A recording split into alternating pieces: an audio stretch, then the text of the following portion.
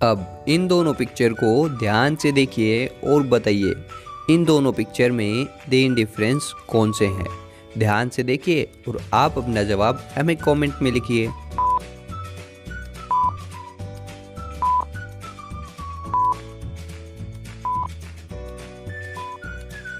चलिए दोस्तों, इसका सही जवाब देखते हैं। इनमें पहला डिफरेंस यहाँ है, दूसरा डिफरेंस यहाँ है और तीसरा डिफरेंस यहाँ है। एक दिन अब्दुल दूध लेकर रास्ते से गुजर रहा था।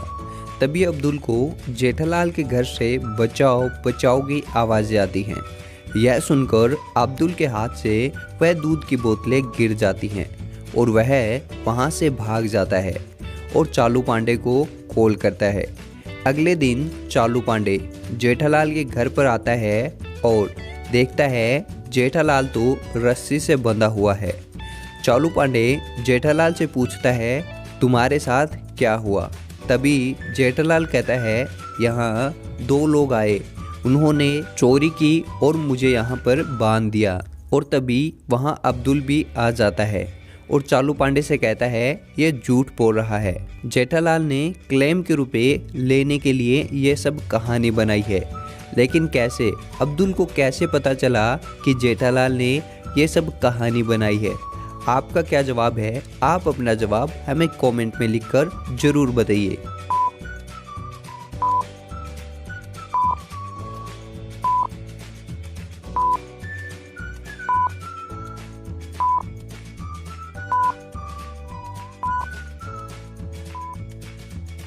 तो चलिए दोस्तों, इसका सही जवाब देखते हैं। जब अब्दुल यहाँ से दूध लेकर गुजर रहा था तो उसकी दूध की बोतलें यहीं गिर गई थी और जेठालाल ने वही बोतलें उठाकर अंदर रख ली। इसका मतलब जेठालाल यहाँ बंधा हुआ नहीं था, यह झूठ बोल रहा था। और क्या आपका भी यही जवाब था? तो अभी इस वीडियो को लाइक कर दीजिए। एक दिन जेठालाल चोरी करने के लिए 3 घरों के सामने पहुँचता है, लेकिन उसे समझ नहीं आ रहा था कि चोरी करने के लिए कौन सा घर सेफ रहेगा। लेकिन क्या आप इन तीनों घरों को देखकर बता सकते हैं जेठालाल के लिए चोरी करने के लिए कौन सा घर सेफ रहेगा? आपका क्या जवाब है? आप अपना जवाब हमें कमेंट कीजिए।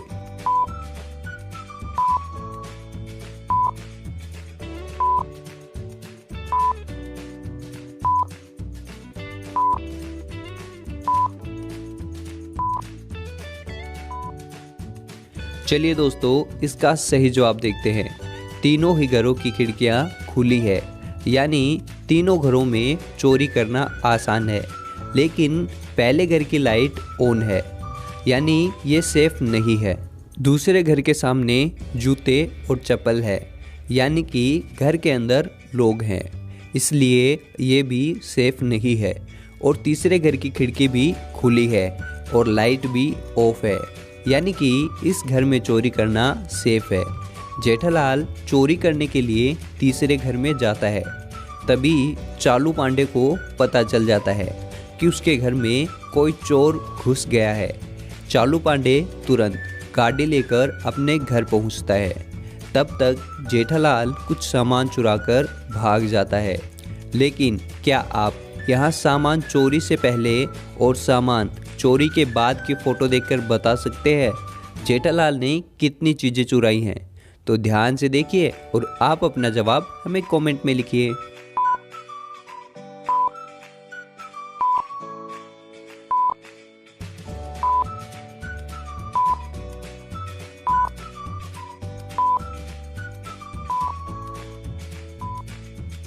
चलिए इसका सही जवाब देखते हैं। जेठालाल ने पहली चीज़ ये चुराई है, दूसरी चीज़ ये चुराई है और तीसरी चीज़ ये चुराई है। चालू पांडे जेठालाल का पीछा करता हुआ जाता है, लेकिन तभी चालू पांडे को 3 रास्ते दिखाई देते हैं। लेकिन क्या आप सोचकर बता सकते हैं जेठालाल किस रास्ते से भागा होगा?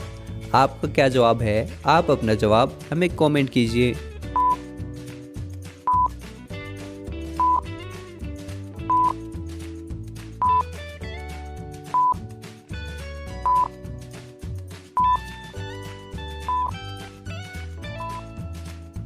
चलिए दोस्तों, इसका सही जवाब देखते हैं। यह रेत से बना हुआ कच्चा रास्ता है। अगर जेठालाल यहाँ से जाता तो उसके पैरों के निशान यहाँ जरूर मिलते, और इस रास्ते पर सीसीटीवी कैमरा लगा हुआ है, तो जेठालाल यहाँ से भी नहीं भागेगा। यानी कि जेठालाल इस तीसरे रास्ते से भागा है। चालू पांडे जेठालाल का पीछा करता हुआ जाता है और उसे पकड़ लेता है। तो इसी बात पे एक लाइक तो बनता है। मुंबई शहर में एक खतरनाक किडनैपर था। उसी किडनैपर की चपेट में बबीता जी भी आ जाती है। वह उसे एक अंधेरे कमरे में बंद कर देता है। वह किडनैपर ऐसा था कि वह किडनैप हुए व्यक्ति से पैसे नहीं लेता था, बल्कि वह उससे एक पहेली पूछता है। अगर उसकी पहेली का कोई जवाब दे देता है तो वह उसे छोड़ देता है, नहीं तो उसे उसी रूम में बंद कर देता है। तो वह बबीता जी के पास आता है और उससे पहेली पूछता है। हम हर जगह जीत मांगते हैं, पर ऐसी कौन सी जगह है जहाँ पर सब हार मांगते हैं? बबीता जी ये पहेली सुनकर सोच में पड़ जाती है, क्योंकि उसने ऐसी पहेली कभी नहीं सुनी थी। तो दोस्तों, क्या आप बबीता जी की मदद कर सकते हैं इस पहेली का जवाब देकर? तो ध्यान से सोचिए और आप अपना जवाब हमें कमेंट कीजिए।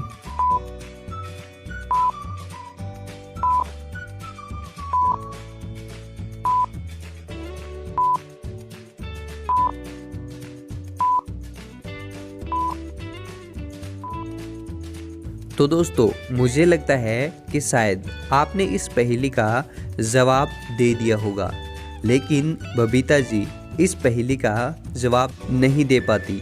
इस पहेली का सही जवाब होगा फूलों की दुकान, जहां पर जाकर हम हार मांगते हैं। पहेली का जवाब न देने के कारण वह किडनैपर बबीता जी को वही रूम में बंद करके चला जाता है। उस रूम से बाहर आज तक कोई भी व्यक्ति जिंदा नहीं निकल सका है। तभी बबीता जी देखती है कि उसके सामने 3 दरवाजे हैं। पहले दरवाजे के पीछे एक दिन से भूखा शेर है। अगर बबीता जी इस दरवाजे से जाएगी तो उसे शेर कच्चा चबा जाएगा। दूसरे दरवाजे के पीछे 1895 का किलर है, जिसने अभी तक 100 लोगों को मार दिया है। और तीसरे दरवाजे के पीछे बिजली का बहुत तेज करंट है। अगर बबीता जी उस रास्ते से जाएगी तो वह करंट लगने से ही मर जाएगी। इन सब मुसीबतों के बावजूद बबीता जी इन तीनों दरवाज़ों में से एक दरवाजे से आसानी से निकल जाती है। लेकिन क्या आप बता सकते हैं कि बबीता जी आसानी से कैसे निकल सकी और वो कौन सा रास्ता है? तो आप अपना जवाब हमें कमेंट कीजिए।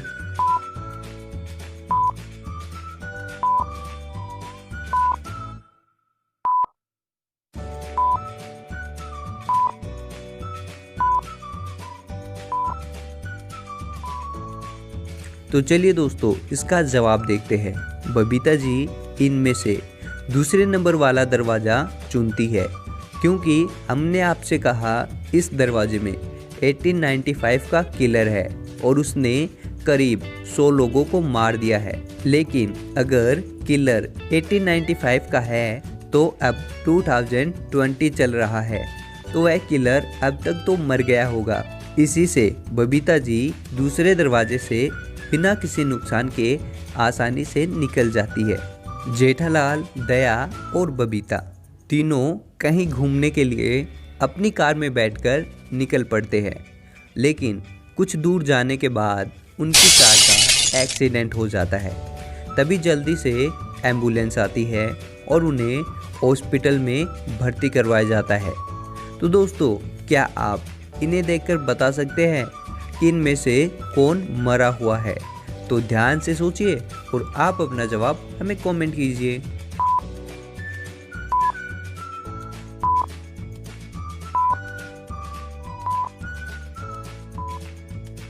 तो चलिए दोस्तों, इसका जवाब जानते हैं। इनमें से बबीता जी मरी हुई है, क्योंकि अगर आपने ध्यान दिया होगा तो आपको पता चलेगा कि बबीता जी की बॉडी पर मक्खियाँ लगी हुई हैं। और आपको तो पता ही होगा कि मक्खियाँ तो मरे हुए लोगों पर ही भिन भिन आती है। तो दोस्तों, अगर आपको हमारी पहली वीडियो पसंद आई तो अभी वीडियो को लाइक कर दीजिए और ऐसे ही मज़ेदार पहेलियाँ सबसे पहले देखने के लिए अभी हमें सब्सक्राइब करके घंटे को ज़रूर दबा दीजिए। तो मैं मिलता हूँ आपको किसी और मज़ेदार पहेली वीडियो के साथ। Thank you.